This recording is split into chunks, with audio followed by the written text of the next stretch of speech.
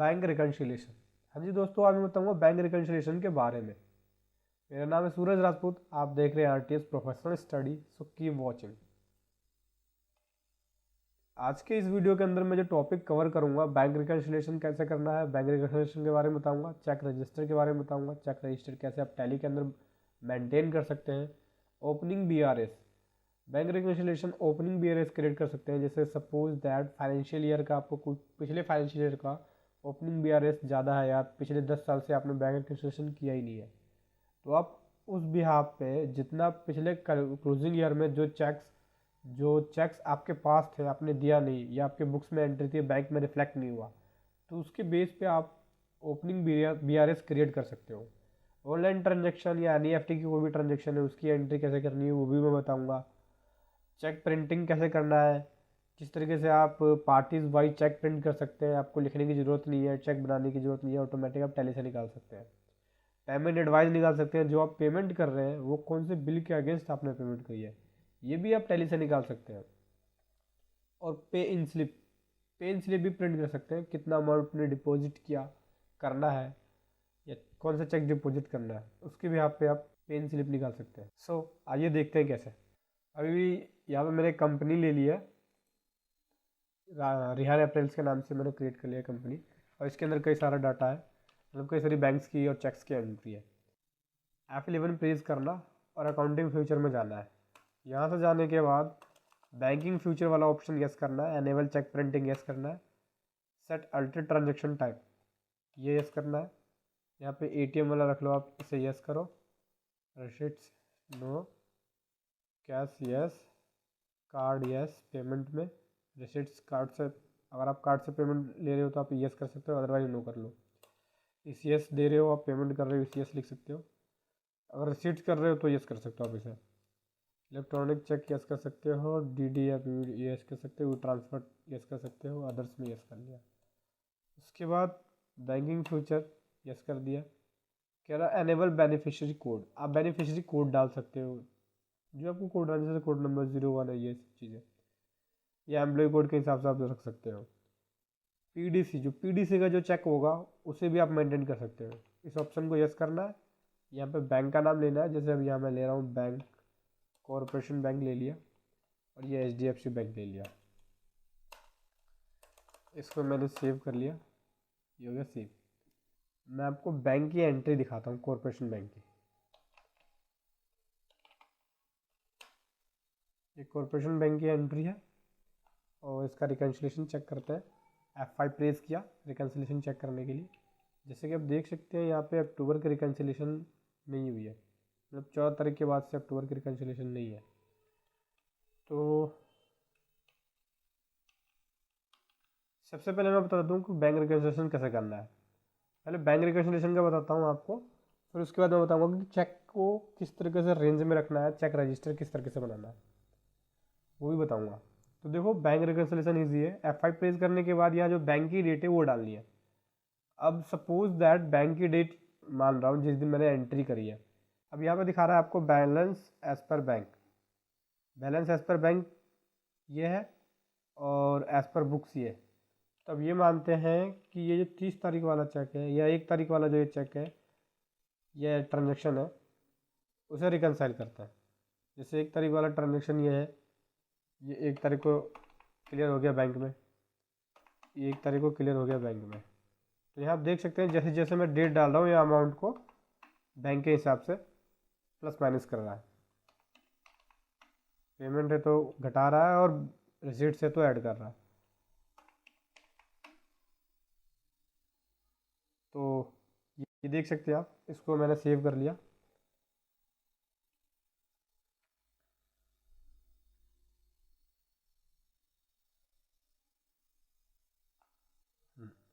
अब F5 पर करेंगे। अब F5 पे जाके आप ये देख सकते हो, ये वाला जो बैलेंस है, ये वाला बैलेंस है आपके बैंक के बैलेंस से मैच हो रहा है कि नहीं हो रहा है। नहीं मैच हो रहा है तो आपने कौन सी ट्रांजेक्शन छोड़ दी है जो बैंक वाले डेट वाले दिन क्रेडिट हुआ है या डेबिट हुआ है, उस वाली ट्रांजेक्शन को आपको बैंक की डेट के हिसाब से सेट करना है कि बैंक की डेट में कौन सी डेट को डिपॉजिट हुआ या कौन सी डेट्स को विदड्रॉ हुआ है। ठीक है, बहुत ईजी है बैंक रिकन्सिलिएशन, कुछ नहीं है। उसके बाद देखो चेक रजिस्टर इसके अंदर होता है। गेटवे ऑफ टेली पे जब जाएंगे तो यहाँ एन जब प्रेस करेंगे तो बैंकिंग में चले जाएंगे। यहाँ पे चेक प्रिंटिंग का ऑप्शन है, चेक प्रिंटिंग भी बताऊंगा अभी आपको, लेकिन सबसे पहले मैं बैंक रिकन्सिलिएशन वाले उस पर जाता हूँ। यहाँ से जाने के बाद आप डायरेक्ट बैंक रिकन्सिलिएशन में जा सकते हैं कि कौन से कितने दिन का बैंक रिकन्सिलिएशन पेंडिंग है। वो आप डायरेक्ट यहाँ जाने के बाद, यहाँ पे जाने के बाद आप डायरेक्ट ही यहाँ से बैंक रिकन्सिलिएशन कर सकते हैं। लेकिन मैं बात कर रहा हूँ चेक रजिस्टर की। देखो यहाँ से चेक रजिस्टर में आपके पास दो बैंक आ गया, जिसमें आपने बैंक सेलेक्ट किया था पीडीसी वाले चेक के लिए, तो दो बैंक आ गया। हालांकि आपने बैंक अकाउंट और भी क्रिएट कर रखे। देखो दो बैंक आ गया। सबसे पहले कॉरपोरेशन बैंक, यह स्टेटस देख सकते हो 38 चेक अनरिकनसाइल है, 407 रिकनसाइल हो गए और 4 कैंसिल हुआ है, 4 कैंसिल हुआ है। सभी का स्टेटस आपको मिल जाएगा जैसे यहाँ एंटर करेंगे।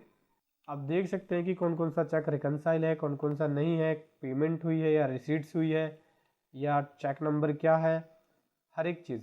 अगर आपको कोई भी चेक सर्च करना हो कि चेक नंबर ये, चेक नंबर वो, मिला नहीं है, तो अब क्या करेंगे, ऑल्ट एस करेंगे। अब यहाँ से आप देख सकते हैं कि चेक नंबर, जैसे मैं देखता हूँ 01300 ये वाला जो चेक है रिकनसाइल हो गया, इलेक्ट्रिसिटी का चेक है। 498 देख सकते हैं, ये देखो ये बाबा इंडस्ट्रीज को पे किया। 450 की एंट्री नहीं है इसलिए शो नहीं कर रहा। सर 450 कैंसिल हुआ होगा। 51 है, 52 नहीं है, 52 भी कैंसिल हुआ होगा, 53 है, 52 और 50 कैंसिल हुआ होगा। तो आप देख सकते हैं यहाँ पे चेक रजिस्टर बिल्कुल इजीली आपको पता लग जाएगा। यहाँ से चेक रजिस्टर। अब मैं चेक प्रिंटिंग की बात करूँ तो देखो चेक प्रिंटिंग और चेक रजिस्टर, देखो सबसे पहले चेक प्रिंटिंग और चेक रजिस्टर तो मैंने बताया, लेकिन यहाँ पे आपको मैं चेक रेंज फिट करना बताता हूँ, किस तरीके से आप चेक की रेंज फिट कर सकते हैं। क्या करेंगे, बैंक का लेजर खोलेंगे, कॉरपोरेशन बैंक। अब यहाँ से सेट चेक बुक कर सकते हैं। अब चेक बुक को सेट कर सकते हैं कि कौन सी रेंज का है। मान लो मुझे चेक मिला 17,500, देखो 0 17,500, 6 डिजिट पूरे हो गए, 3 और 3, ठीक। ये मिला 0 17,550 तक, 550 में डबल 0 17,550 तक। 51 लीव्स हो गए, 51 लीव्स हो गए, तो इसमें 0 17,549 तक मिले, क्योंकि 50 लीव देती है बैंक। अब यहाँ से अब मान लो कि कॉरपोरेशन बैंक करके मान लो मेरी ये चौथी चेक बुक इस साल की, तो कॉरपोरेशन बैंक 4 कर दिया यहाँ पे। इस वाले ऑप्शन को यस करेंगे, set cheque printing configuration, yes. अब यहाँ से जब आप चेक प्रिंटिंग करेंगे उसके लिए फॉर्मेट है कि हाइट कितनी होनी चाहिए, विड्थ कितनी होनी चाहिए, चेक की लेंथ कितनी होनी चाहिए, सिग्नेचर का क्या होना चाहिए, हर एक चीज़। तो मैं क्या करूँगा, यहाँ Ctrl+C कर दूँगा, सैम्पल डाटा को कॉपी कर लेगा ये, ठीक है। दूसरी सिग्नेचर ही नहीं चाहिए, केवल सिंगल सिग्नेचर ही। अब ये हो गया सेव।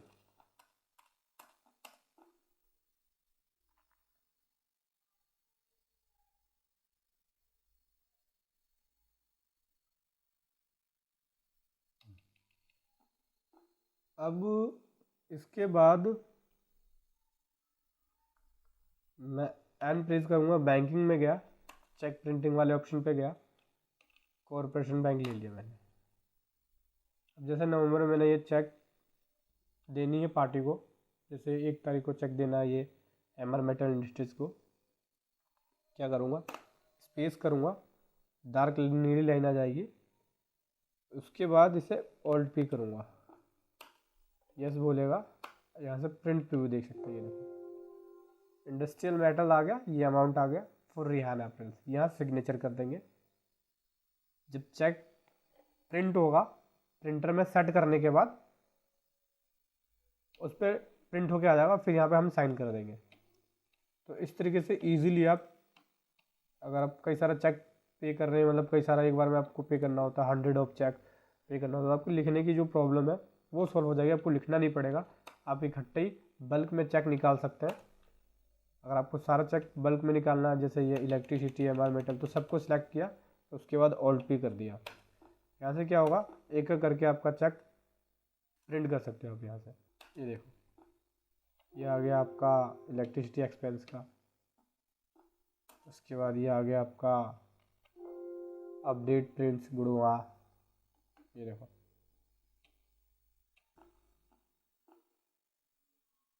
तो इस तरीके से आप चेक प्रिंटिंग कर सकते हैं। ठीक है, अब मैंने चेक रजिस्टर में आपको बताया कि चेक रजिस्टर में आप जाके चेक कर सकते हैं कि कोई भी चेक रिकनसाइल है कि नहीं है। जैसे कॉरपोरेशन बैंक में गया, यहाँ पे ये रेंज है, इसके अंदर अभी एक भी चेक की एंट्री नहीं है, तो ये चेक सारे अवेलेबल दिखाएगा। अभी बस आपके पास कितने चेक अवेलेबल है। इसके अंदर एक चीज़ और भी खास है कि जैसे ही आपके चेक ख़त्म हो गए तो आपको अलर्ट शो करने लगेगा कि आपके चेक ख़त्म होते जा रहे हैं, आप चेक के लिए इशू कर दो। तो देखो, मैं आपको दिखाता हूँ कैसे अलर्ट शो करेगा। चेक की क्वांटिटी ज़्यादा है, इसलिए क्वांटिटी कम करनी पड़ेगी, और कम से कम 5 चेक ले लेता हूँ, जिसमें से 2 चेक की एंट्री करता हूँ। दिखाओ,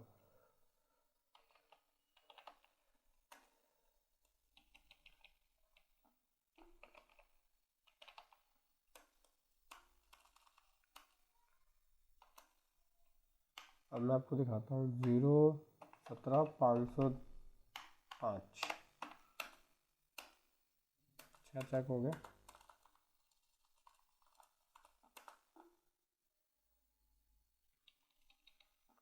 अब एंट्री करेंगे हम। तो मैं सपोज दैट 1 नवंबर को एंट्री कर रहा हूँ, कॉरपोरेशन बैंक। अब यहाँ से ले लिया मैंने इलेक्ट्रिसिटी एक्सपेंस, 10,000 का बिल है, 10,000 पे। यहाँ से चेक रेंज पूछेगा, चेक रेंज ले ली हमने। देखो, cheque leave in this range are getting executed. Alert show कर रहा है क्योंकि 6 चेक पड़ा हुआ है हमारे पास, इसलिए चेक की क्वांटिटी जैसे ही कम होगी अलर्ट शो करने लगेगा कि आपकी जो चेक है वो एग्जीक्यूटेड हो रही है, मतलब ख़त्म हो रही है धीरे धीरे। आपको क्या करना होगा इस कंडीशन में, इस कंडीशन में आपको स्लिप भर के दोबारा चेक अप्लाई करने के लिए फॉर्म भर के आप बैंक में अप्लाई करना पड़ेगा। इससे क्या होगा, आपको रिमाइंड हो जाएगा कि हाँ चेक ख़त्म तो नहीं हुए। अब यहाँ से आपने जो चेक की एंट्री करी तो डायरेक्ट प्रिंट निकाल सकते हो। तो ये आपने देखा चेक रजिस्टर और चेक प्रिंटिंग का बताया। बैंक रिकन्सिलिएशन बता दिया मैंने क्या क्या करना है आपको। सिंपली बैंक सेलेक्ट किया और यहाँ से जाके बैंक रिकन्सिलिएशन में डायरेक्ट चले जाएंगे। अब यहाँ से आपको डेट डालनी है कि कौन सा वाला अमाउंट कौन से वाले दिन बैंक में रिफ्लेक्ट हुआ है। जिस दिन हुआ उस दिन की डेट, बैंक वाली डेट डालनी है, आपका ऑटोमेटिक रिकन्सिलिएशन होता चला जाएगा। बहुत ही ईजी है बैंक रिकन्सिलिएशन। डिपॉजिट स्लिप तो आप जब भी भरेंगे ना, जब आपके पास पेमेंट आएगी। तो मैं आपको रिसिप्ट्स की एक एंट्री करके दिखाता हूँ। जैसे कॉरपोरेशन बैंक, और यहाँ से हम ले लेते हैं कोई भी पार्टी, जैसे ये है आदि एंटरप्राइजेस, 5,000 ले लिया।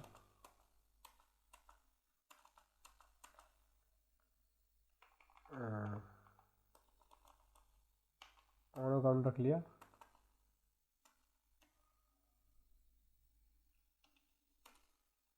एसबीआई का चेक आया, एसबीआई लिख लिया हमने।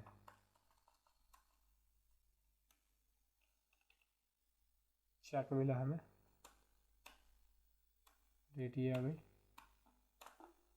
रिसीव कर लिया। उसके बाद अब क्या करेंगे, बैंकिंग में गया, deposit slip, cheque deposit, corporation bank, देखो एंट्री आ गई। अब क्या करूँगा, यहाँ पे चेक डिटेल एडिट कर सकता हूँ। F7 जब प्रेस करूँगा तो यहाँ पे चेक नंबर 0118459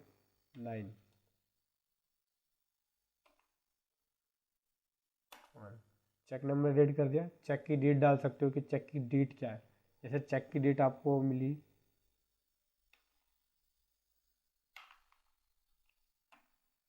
एक तारीख, एक ही तारीख का चेक है आपको मान लो, तो क्या करेंगे, सेव कर लिया। अब क्या करूँगा मैं, प्रिंट करूँगा। प्रिंट करने के लिए ऐसे मार्क किया और यहाँ से ऑल्ट पी कर दिया। देखो deposit slip, print customer copy also. अब यहाँ आपको डेट ऑफ प्रिंटिंग डालनी पड़ेगी, 1 तारीख, और यहाँ पे company mobile number, telephone number, receive from भी लिख सकते हो आप, रिसीव किससे हुआ ये भी शो कर सकते हो आप, टेलीफोन नंबर, कंपनी का पैन नंबर, ये सब चीज़ें ये आप देख सकते हो, डिटेल देख सकते हो आप यहाँ से। इस तरीके से आपकी डिपॉजिट स्लिप निकलेगी। एक कॉपी कस्टमर कॉपी होगी, एक कॉपी होगी बैंक में देने के लिए। उसके बाद कैश डिपॉजिट स्लिप,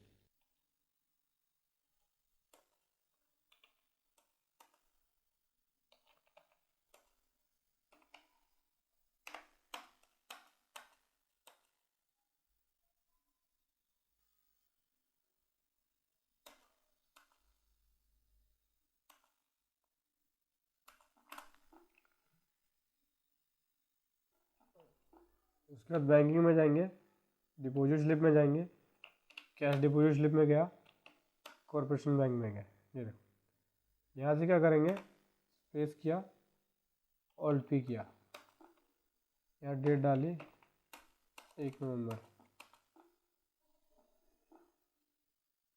देखो आपको ये दिखा रहा है कि इस तरीके से प्रिंटिंग होगी, क्योंकि अमाउंट जो है आपका नोट है वो 2000 के 5 नोट है, 10,000 आ गए। बैंक का नेम आ गया, ब्रांच नेम आ गया, उसके बाद ये अमाउंट आ गया। अमाउंट आने के बाद एक कॉपी होगी आपकी, ये डिपॉजिट स्लिप हो गई, एक कॉपी होगी आपकी, और एक कॉपी होगी कस्टमर कॉपी। एक कॉपी बैंक को जाएगी और आप रख लेंगे। तो इस तरीके से कैश डिपॉजिट स्लिप निकाल सकते हैं आप यहाँ से। उसके बाद हो गया पेमेंट एडवाइस। पेमेंट एडवाइस आप निकाल सकते हैं, जैसे सपोज दैट ए प्लास्टिक को अपनी पेमेंट कर, पार्टी सेलेक्ट कर लिया, उसके बाद F7 प्रेस कर लिया, ऑल्ट F7। यहाँ से आपके पास रिकन्सिलेशंस वाली एंट्री केवल शो करेंगी। जैसे सपोज दैट लास्ट वाला चेक जो है मैंने पे किया है, तो क्या करेंगे, स्पेस करके इसे सिलेक्ट कर लिया, फिर ऑल्ट पी करेंगे। ऑल्ट पी करने के बाद यहाँ डेट डाल दी, जैसे 1 नवंबर। उसके बाद पेमेंट एडवाइस डेट हो गई। ये बिल की डिटेल दिखा रहा है, कह रहा प्रिंट पार्टीज कॉन्टैक्ट डिटेल वगैरह, ये सब चीज़, शो ट्रांजैक्शन टू और इंस्टॉलमेंट नंबर वगैरह, प्रिंट डेट, कंपनी नेम। अब यहाँ से देख सकते हैं आपके, देखो पेमेंट एडवाइस नंबर आ गया, कंपनी का नाम आ गया, ठीक है। ये देखो बिल का रेफरेंस जो है, ये बिल का रेफरेंस इसने पिक किया कि ये अमाउंट है और इस अमाउंट के अगेंस्ट इतनी पेमेंट हुई है। तो इस तरीके से आप निकाल सकते हो पेमेंट एडवाइस। आप पार्टी को पेमेंट एडवाइस दे सकते हो चेक के साथ कि जो हमने पेमेंट करी है वो इस बिल के अगेंस्ट है। इससे क्या होता है, पार्टी रिकन्सिलेशन ईजिली हो जाता है। उसके बाद मैं आपको बताता हूँ पोस्ट डेटेड सैमरी। देखो अभी पोस्ट डेटेड चेक कोई सा भी नहीं है, इसलिए अभी आप यहाँ शो नहीं करेगा। लेकिन मैं अभी आपको एक चेक की एंट्री करके दिखाता हूँ, पीडीसी चेक की एंट्री। जैसे मान लो मेरे को चेक रिसीव हुआ किसी पार्टी से, अजंता इंडस्ट्रीज से मुझे चेक रिसीव हुआ 20,000 का एज एडवांस, या एडवांस रेफरेंस नंबर 1 ले लिया हमने।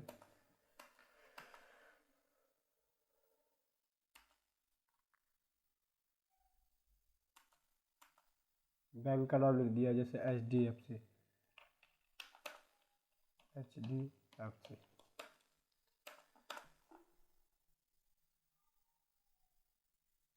अब जो ये चेक जो था वो पीडीसी चेक था, मतलब पोस्ट डेटेड चेक था। 1 नवंबर को चेक दिया इसने मुझे, और ये जमा करना है मुझे 1 दिसंबर को, 1 महीने बाद, क्योंकि आगे की डेट का चेक दिया है। तो मैं क्या करूँगा, पीडीसी के अंदर एंट्री कर लेता हूँ इसको। कौन सी डेट में, 1 दिसंबर में।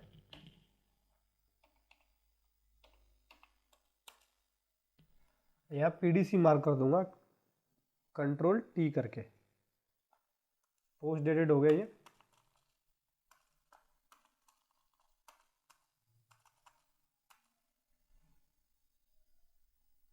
और यहाँ पे पीडीसी रिसीट्स डेट लिख सकते हैं, जैसे मुझे 1 नवंबर को मिला 1/11 को, और यहाँ रिमार्क लिख सकते हैं, कोई भी दिक्कत मतलब कुछ भी जो अगर आप अपने रिमेंबर के लिए कुछ भी रिमार्क लिख सकते हो यहाँ पे आप। ये सेव कर लिया।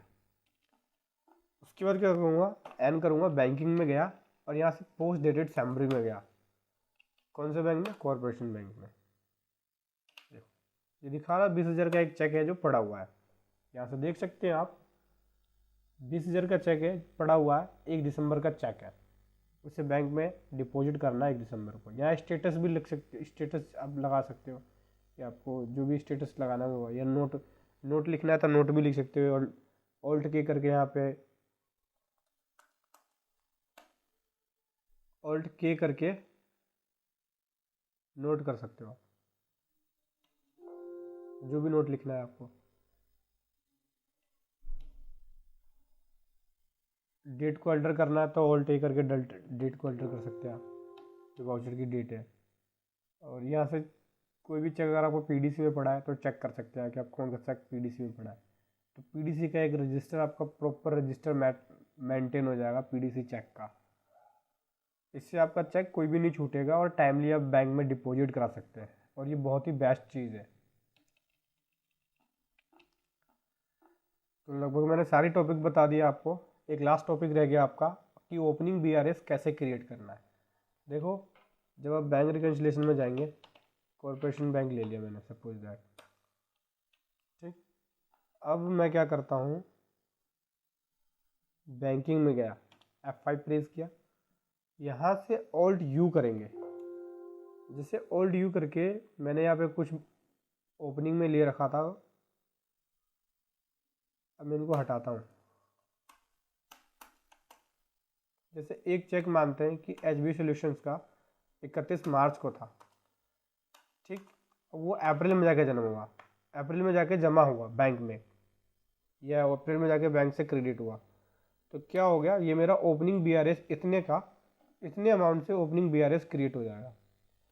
तो उससे मैं जब बैंक में जमा होगा तो उसकी एंट्री तो मैं नहीं कर सकता, क्योंकि 31 मार्च को तो पहले ही मैंने अपने बुक्स में एंट्री कर ली होगी ना। जब मेरे को चेक रिसीव हुआ तब मैंने एंट्री कर ली, लेकिन क्या हुआ, बैंक में क्रेडिट हुआ 2 अप्रैल को। तो उस केस के अंदर क्या करूंगा मैं, ओपनिंग बीआरएस उतने ही चेक से ओपनिंग बीआरएस के अंदर एंट्री कर लूँगा। देखो मैं आपको एक एंट्री और करके दिखाता हूँ ओपनिंग बीआरएस का। ऑल्ट यू प्रेस किया, जैसे सपोज दैट 31 मार्च को मुझे एक चेक रिसीव हुआ, ठीक। 31 मार्च 2017 को किसी पार्टी से मान लेते हैं, जैसे ए प्लास्टिक। अब ये चेक जो था डिपॉजिट होना था, चेक ले लिया, रिमार्क लिख दिया, जैसे 10,000 का चेक मिला, और यहाँ पे चेक नंबर डाल दिया 013456 इंस्ट्रूमेंट डेट क्या थी।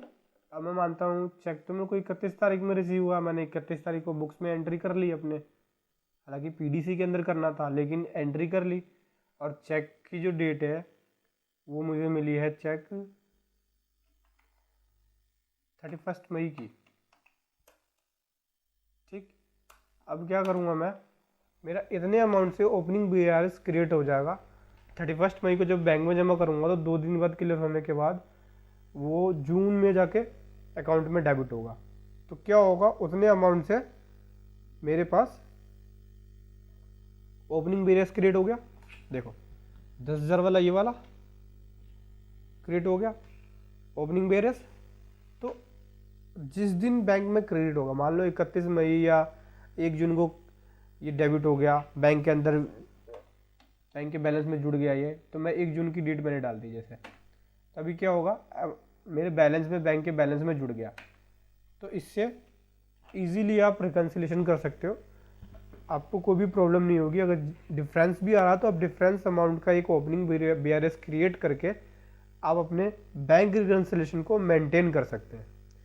बहुत ही ईजी है, कुछ भी टफ नहीं है इसके अंदर। बहुत ही इजीली तरीके से आप अपने बैंक को मेंटेन कर सकते हैं, बैंक रिकन्सिलिएशन को मेंटेन कर सकते हैं, चेक रजिस्टर को मेंटेन कर सकते हैं।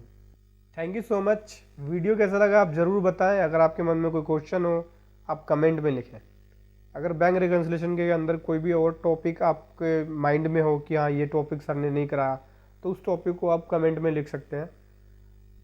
और आपको कोई भी प्रॉब्लम हो टैली से रिलेटेड तो भी आप कमेंट में लिख सकते हैं, या कोई टॉपिक हो आपके माइंड में यहाँ सर इस टॉपिक पे आप वीडियो बनाओ, तो आप कमेंट में लिख सकते हैं, मैं उस पर वीडियो बनाऊंगा। हमारा चैनल सब्सक्राइब करना ना भूलें, क्योंकि हमारे चैनल के ऊपर टैली से रिलेटेड सारी वीडियो मिलेगी आपको, जीएसटी और इनकम टैक्स से रिलेटेड भी सारी वीडियो मिलेगी। Thank you so much.